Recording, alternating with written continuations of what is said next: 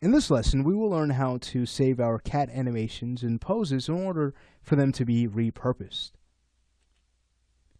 So you can imagine that this is a very useful feature, the ability to save out our animations instantly. If you were to work on a walk cycle and you needed that to be transferred down several characters in your pipeline, well, this is the way to do it, saving you plenty of time. And just as easily as we can save out our animations, we could also save out a pose. So let's go ahead and take a look at these tools.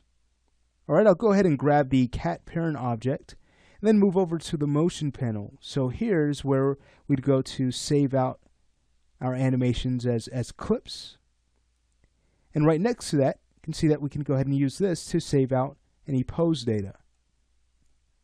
What's great is that when we save this clip out, it's not necessarily a non-linear clip as we're familiar with.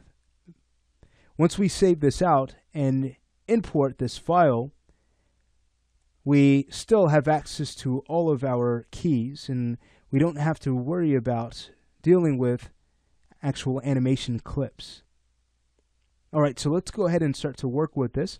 We will first save our animation, and then we'll save a pose. Then we could go ahead and use a brand new scene file to test these features. So underneath clip mode, I'll now go ahead and choose save, and we'll go ahead and rename this to creature fall.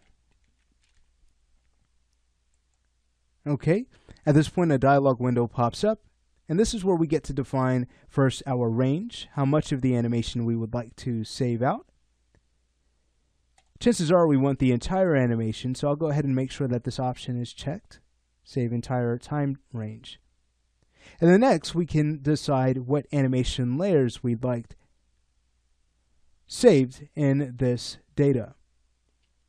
So if I were to go ahead and uncheck this, we may only want our base layer and our adjustment layer.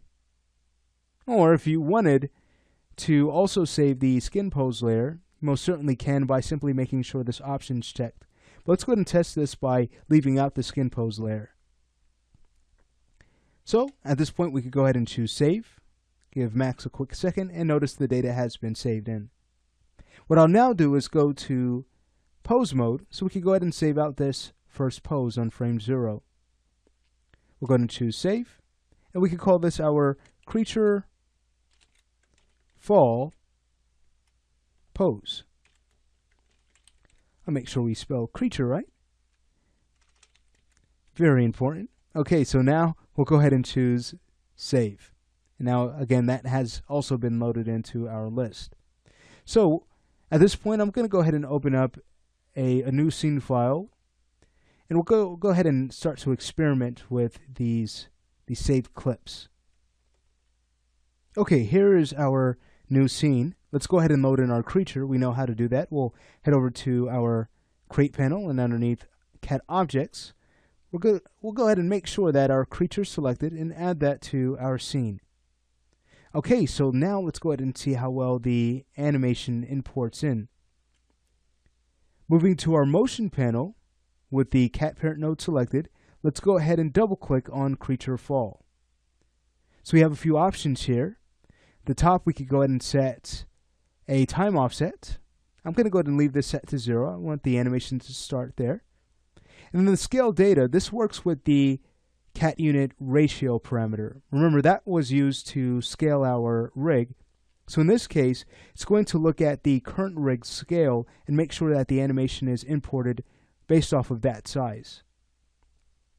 Now, transform data to current. This is basically what we'd use to keep the animation offset based off of the start position of our creature or our character. I'm not going to go ahead and use this now. I'll show you how to work with this when we go ahead and import in our pose, because I find that this is a little bit more useful when dealing with poses.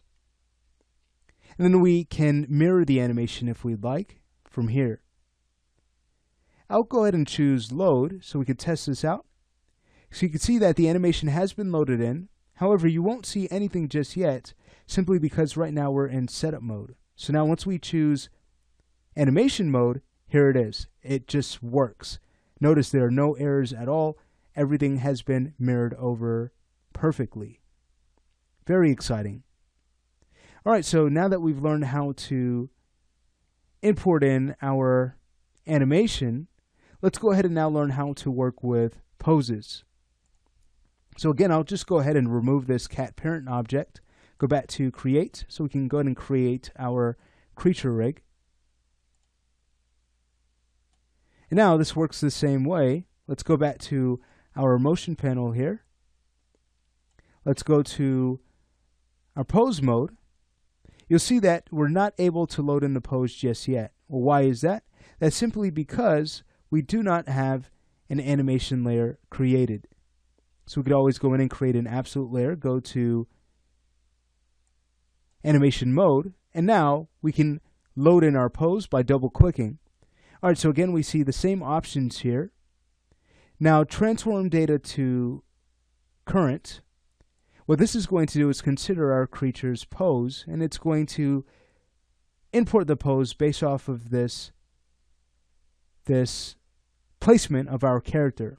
So if this is off, our creature is going to be up in the air as it was saved out. But with the creature where it currently is, that's where the pose will be imported in. And then we could choose to mirror the pose if we'd like. So I'll go ahead and enable that and use the first choice and choose load. And now you can see that in no time at all, our creature's pose has been loaded in. All right, great. So that's how we can work with clips and poses to help save us plenty of time.